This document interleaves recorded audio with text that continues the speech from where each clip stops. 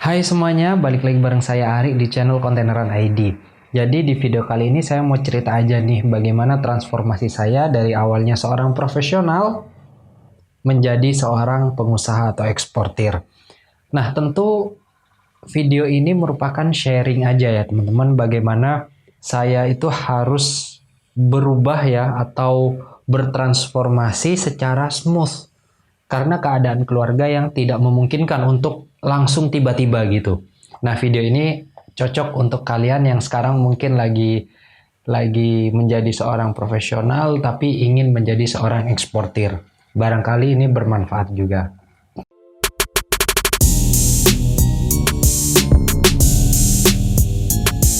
Oke, tapi sebelumnya saya kasih konteks dulu ya. Awal karir saya di dunia perdagangan internasional itu mulai dari impor. Dari sejak saya kuliah semester 2 atau 3. Nah, yang diimpor apa? Yang diimpor adalah kebutuhan remaja sama sepantaran saya. Kayak sepatu, tas, celana, rokok elektrik bahkan kita pernah datangkan ke Indonesia. Nah, kenapa kita memilih impor? Karena awalnya kita adalah seorang distributor dari Jakarta atau dari Surabaya. Di mana kita setiap kali lihat tag-nya atau lihat cover dari packagingnya adalah selalu made in China. Nah, itulah yang men-trigger kita untuk menjadi seorang importir awalnya ya. Nah, kita dagang itu bukan ingin kaya atau gimana, enggak. Awalnya karena memang sangunya aja kurang.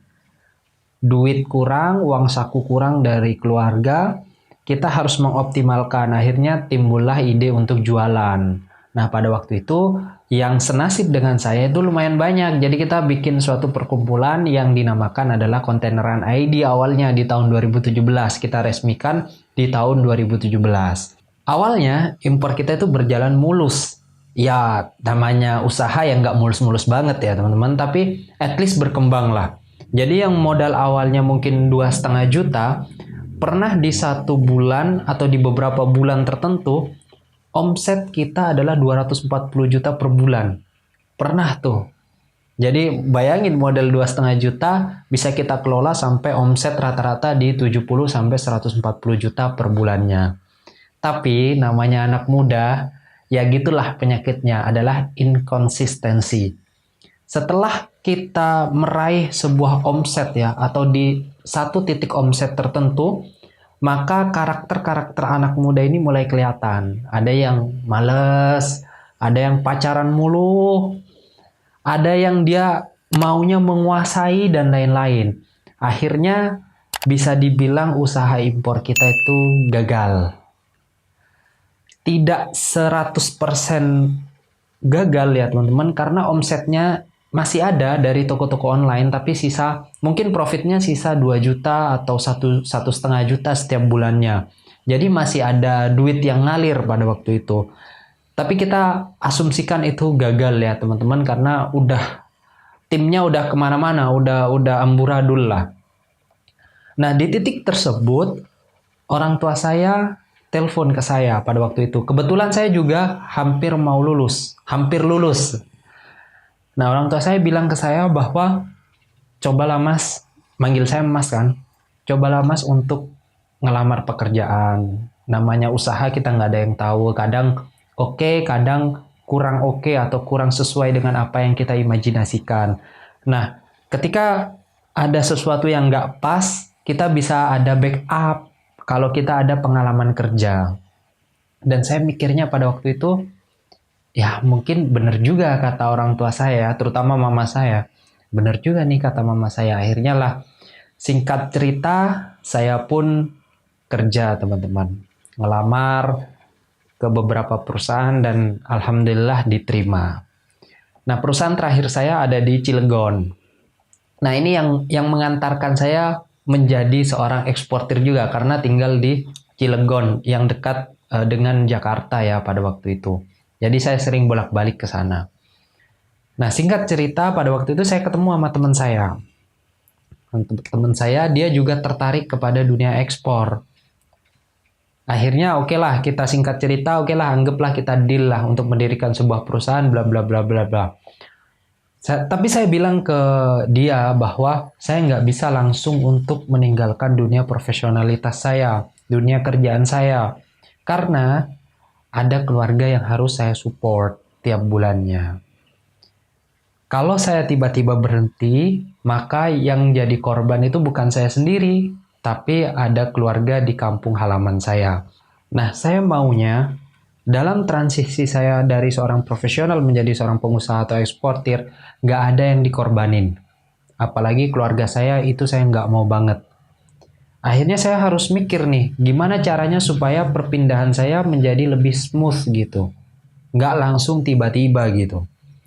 Akhirnya saya nemu beberapa cara. Yang pertama adalah saya harus hitung kebutuhan pokok keluarga saya dulu. Pada waktu itu UMK di Kabupaten Sumeneb sekitar 1,8 sampai 2 juta pada waktu itu. Berarti untuk hidup layak di Kabupaten Sumeneb kurang lebih sekitar 2 juta rupiah. Setelah saya hitung, ketemulah kalkulasi atau angka 2,5 juta rupiah per bulannya. Ingat ya, hitung pokoknya saja atau biaya pokoknya saja. Jangan keinginan kita atau keinginan keluarga kita juga diikutkan di sana. Itu bisa repot, bisa membengkak nanti biaya kita. Jadi, hitung biaya pokok saja atau kebutuhan pokok saja. Nah, kemudian yang kedua adalah tentukan target nih. Kita ingin menjadi eksportir itu berapa lama? 6 bulan, 12 bulan, 2 tahun, dan lain-lain. Kalau saya pada waktu itu adalah 12 bulan. Artinya, keluarga saya ini bisa aman kalau saya bisa menabung kurang lebih 2,5 juta kali 12 bulan. Kurang lebih ya 30 jutaan ya teman-teman. Jadi saya harus bisa mendapatkan uang sebegitu besarnya pada waktu itu. Nah, setelah kita tahu berapa biaya yang harus kita kumpulkan, baru kita atur pengelolaan gaji kita. Nah, pada waktu itu gaji saya kurang lebih sekitar 2 kali UMK Cilegon. Kalau lebih, ya lebih dikit. Kalau kurang, ya kurang dikit. Sekitar 2 kali UMK Cilegon. Nah, waktu itu saya memutuskan untuk berusaha hidup sangat hemat. Frugal living lah. Waktu itu juga ada teman saya yang hidupnya juga sama-sama mau hemat juga. Tapi saya nggak tahu dia tujuannya untuk apa. Kalau saya kan tujuannya untuk menjadi seorang eksportir atau pengusaha.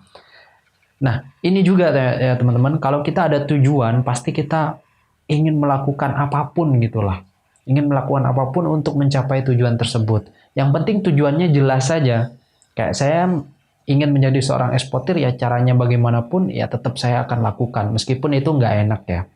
Misal waktu itu saya cari kos cuma 500.000 per bulan. Kemudian makan itu 30.000 per hari.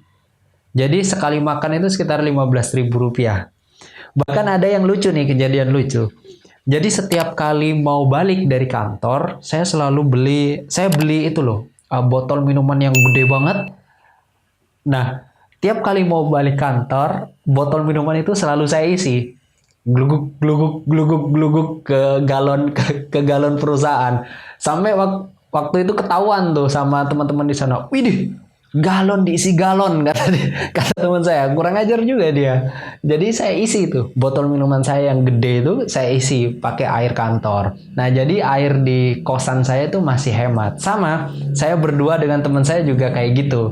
Jadi waktu itu nggak kerasa ngenes ya, nggak ngerasa sedih karena memang ada temennya. Tapi saya nggak tahu nih teman saya duitnya mau digunakan buat apa. Saya kurang tahu juga. Nah, dengan pola hidup yang kayak gitu, saya bisa nabung tiap bulan itu sekitar 4 jutaan, teman-teman. Jadi nggak kerasa 7 bulan, 8 bulan udah kekumpul tuh untuk keluarga aman selama 1 tahun, sembari saya mengejar mimpi saya.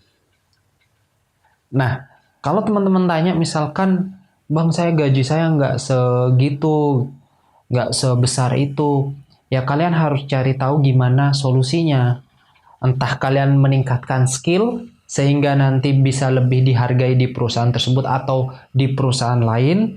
Atau yang kedua kalian bisa freelance, kalian bisa kerja tambahan, atau mungkin kalian buka all shop mungkin untuk tambah-tambah uang.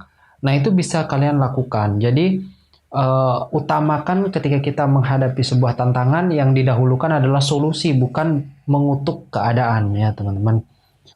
Nah, perhitungan tersebut untuk seorang anak laki-laki yang tidak mempunyai tanggungan ya, yang tidak mempunyai istri dan anak pada waktu itu, dan juga tanggungannya mungkin hanya keluarga di kampung halaman. Perhitungannya mungkin beda lagi kalau misalkan kita udah punya istri, perhitungannya bakal juga beda kalau kita nanti sudah punya anak dan lain-lain. Jadi sesuaikan saja dengan keadaan teman-teman, yang penting semangat, dan saya yakin ketika kita punya mimpi, kita pasti akan menuju ke sana. Karena biasanya manusia taat pada mimpinya. Terima kasih teman-teman, sampai jumpa di video berikutnya, bye.